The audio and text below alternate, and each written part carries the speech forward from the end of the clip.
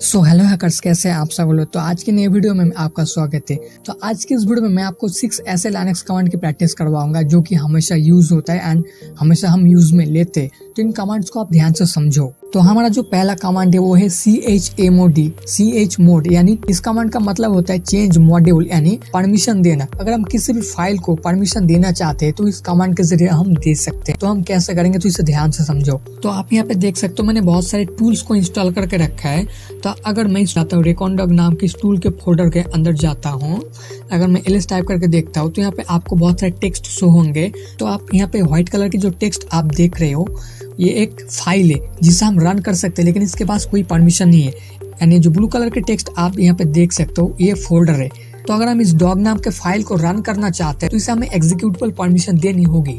तो यानी हम इसे एग्जीक्यूट करना चाहते हैं तो इसके लिए हम यहाँ पे क्या करेंगे, तो इसके लिए यहाँ पे हमें कमांड लिखना होगा chmod एंड एक स्पेस देना होगा। chmod का मतलब होता है चेंज मॉड्यूल एंड यहाँ पे हमें प्लस साइन देना होगा। प्लस का मतलब होता है हम इससे परमिशन दे रहे हैं। अगर यहाँ पे प्लस की जगह माइनस लिखते हैं तो माइनस का मतलब होगा हम इससे परमिशन छीन रहे हैं।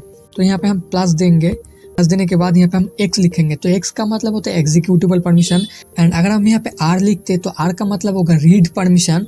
अगर यहाँ पे w लिखते हैं तो w का मतलब होगा राइट परमिशन। तो डिफॉल्ट जो रीड और राइट की परमिशन फाइल के पास पहले से होती है, सिर्फ एग्जीक्यूटेबल परमिशन नहीं होती है। तो हमें सिर्फ एग्जीक्यूटेबल परमिशन देना होगा।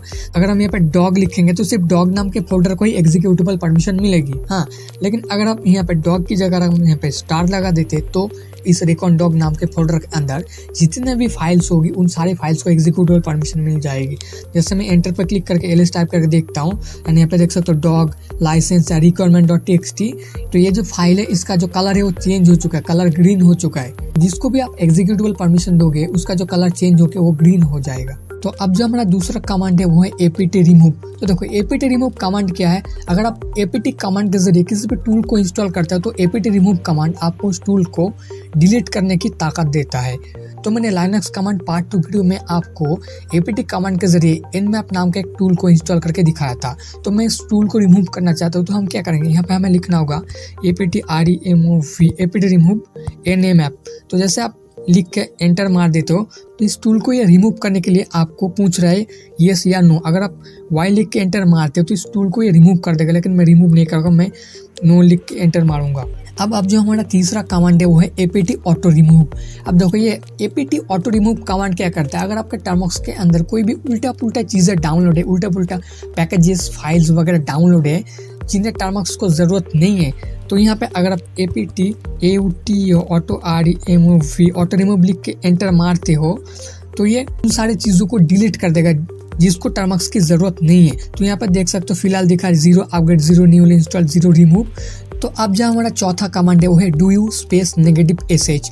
तो do u space negative sh command का मतलब क्या होता है, किसी भी फाइल के साइज को अगर आप चेक करना चाहते हो कि कितने स्पेस लिया है वो जो फाइल, तो इस कमांड के जरिए कर सकते हो। तो do u का मतलब होता है डिस्क यूज। तो ls टाइप करके देखो मेरे टर्मक्स के अंदर बहुत सारे फाइल्स फोल्डर शो कर रहे हैं।